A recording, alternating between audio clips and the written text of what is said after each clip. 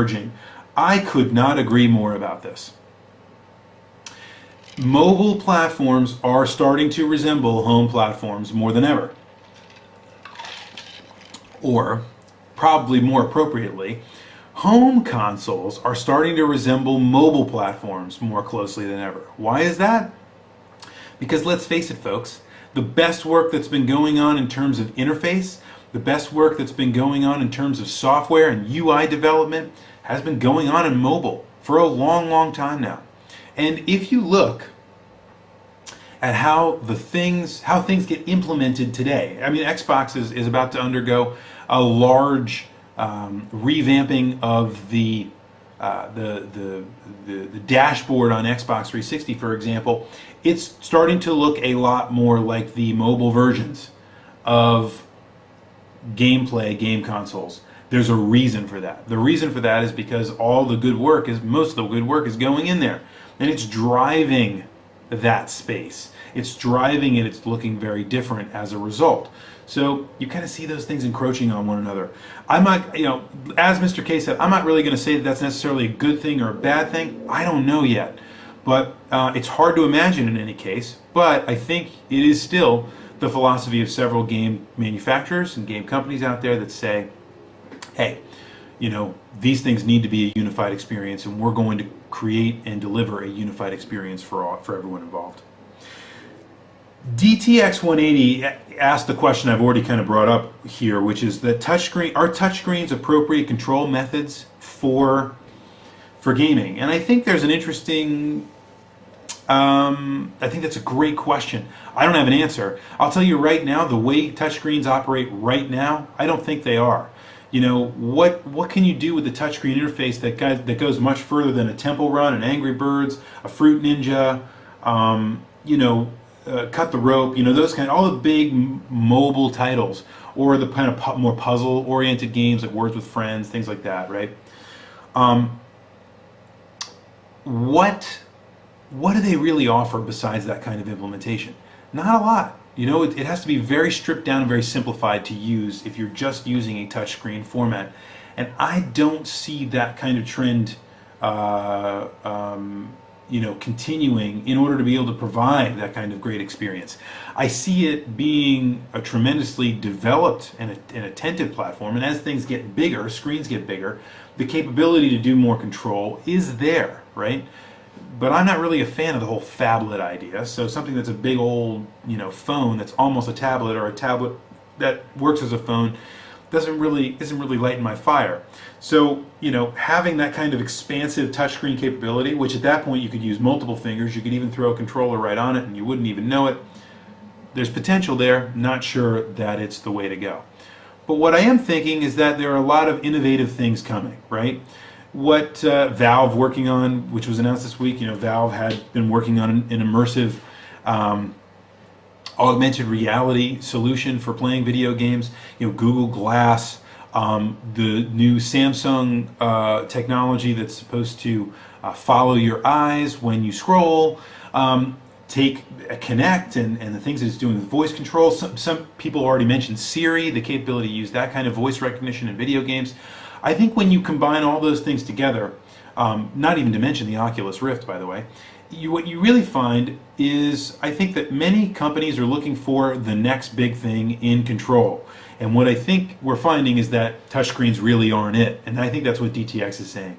I just don't think the touchscreens are really the future for this. And expecting to have a AAA platform experience on a mobile is, I think, going to require us to have something other than just a touchscreen. Doesn't mean we can't have a touchscreen. It means we probably need more than just a touchscreen.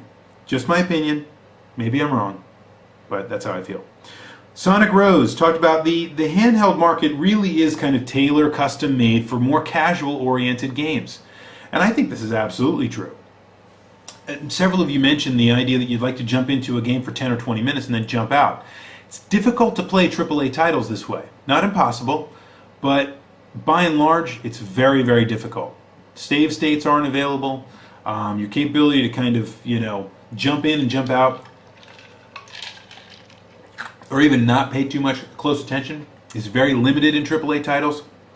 And so Now that again, that's a mindset thing. I think that could change very easily with developers thinking, man, maybe people would play a lot more of this if we allowed them to come in and play for 10 or 20 minutes and then just drop back out.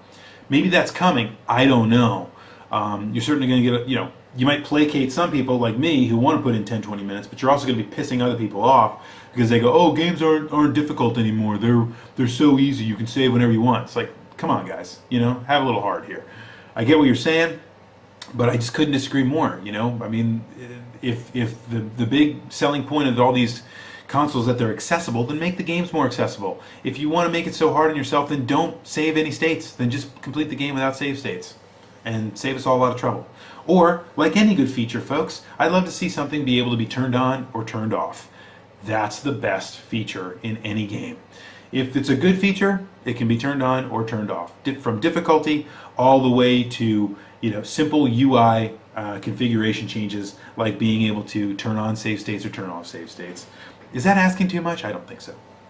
So, to Sonic Rose's point, I like the idea that mobile consoles, mobile platforms have always been more catered toward casual games.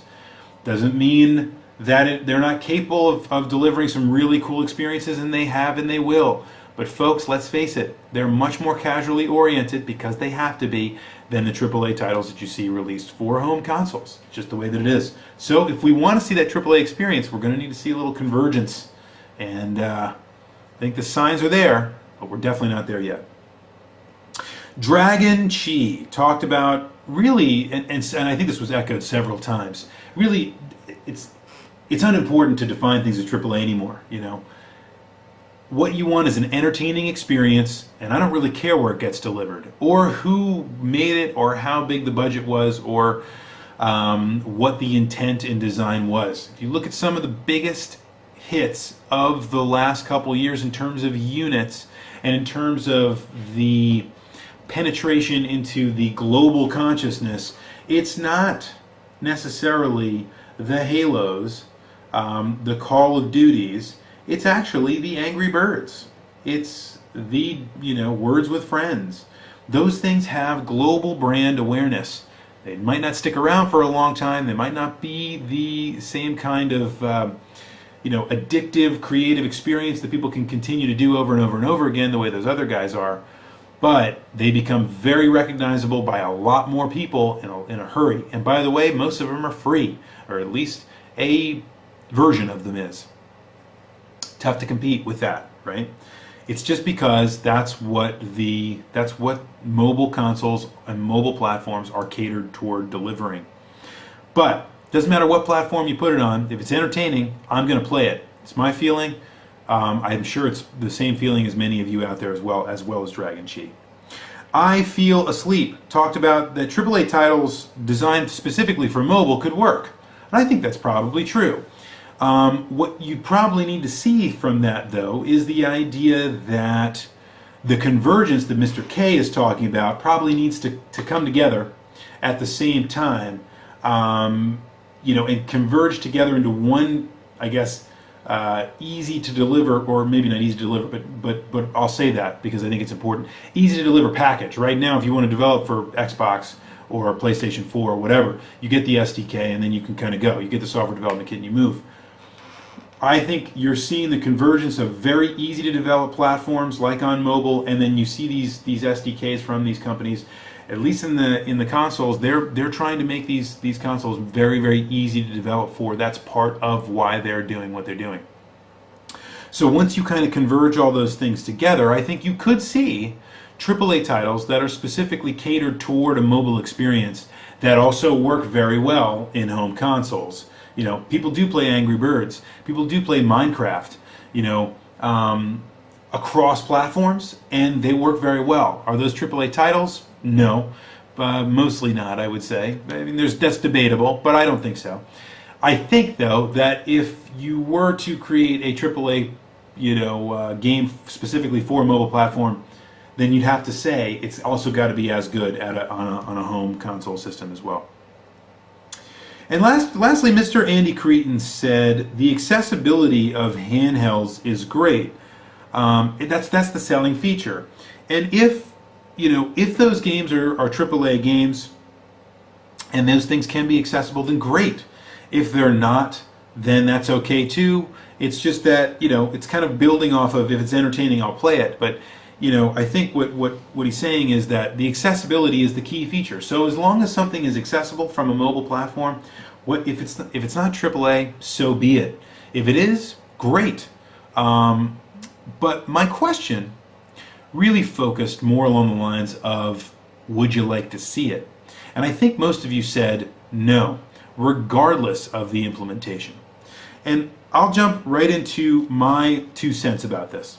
And that is that I agree with that premise. I gotta say, folks, it's not that I'm against mobile gaming. It's, part of the reason I ask this question is because I have a new addiction in my life, and that is the wonderful game for both iOS and Android called Hill Climb Racing. Any of you that haven't played this game yet and have the capability to do so should do it right now. It's basically everything you ever loved about playing with Matchbox cars back in the day, but in a nice, easy, compact form with really only 2 buttons. Gas and brake. That's it. And I gotta tell you guys, over the last month I've been totally addicted to this game, to the point where I've been sitting on my couch at home with a movie playing or with a TV show on and going, man, I really want to play that. And I jump in and just play. Now, can I jump in and jump out in 10 or 20 minutes? Absolutely. Could I play for an hour? Sure, if I want to. But it's kind of that perfect medium between being accessible, being engaging, and addictive, to where I can just keep playing it all the time. And I kind of do. So, I am one of those people that's been sitting at home kind of going, man, I feel really weird. I'm sitting at my house and I'm playing Hill Climb Racing. I'm not waiting for my table at the restaurant. I'm not waiting for the train. I'm not, sitting in a waiting room or whatever, like many of you said.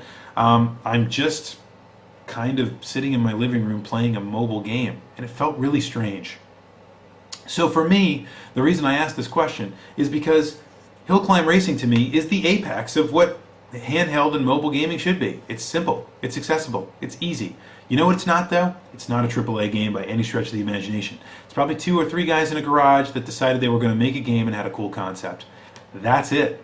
And I think that caters itself very, very well toward the mobile gaming experience. So much so that I can't think of anything better for those consoles. And if you asked me if I wanted a AAA experience on the handhelds, I would tell you, you can keep it. I'd rather have that on my TV at home, and I don't really care to have it in the handheld medium. Let's talk for a second, before I wrap up, about the philosophy that I think the console creators are having. You have, I think, probably 2 distinct camps. Maybe 3, depending on how you look at it. One is Sony. Sony has the concept that everything should be converging, so that everything that's accessible in one place, there's no reason technologically that it shouldn't be available elsewhere, regardless of where you are, regardless of what experience you're looking for. I think that's admirable. I think it's difficult to execute on, at least it has been thus far, but I think they've done an admirable job, and I think they will probably do an even better job with the next generation of consoles. And then I think you have arguably the other, either the only other philosophy, or simply one of the others, which is Microsoft/Nintendo.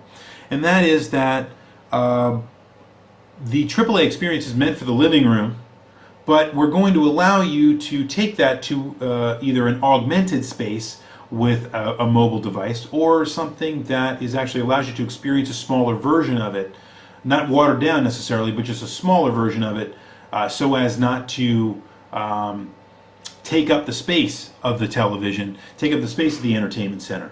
Therefore, you have something like Xbox Smart Glass, which is supposed to be complementary to certain things that you do, but in many ways is kind of just like the Wii U platform, in as much as you can play, the thought, I think, is that you can play the top tier, AAA content on a handheld device, similar to the Wii U, where you don't even need the TV to be on at all, and you just pop it onto the controller, which I think is cool as well. But Nintendo, I think, has a little bit of a difference in that philosophy as well. And I think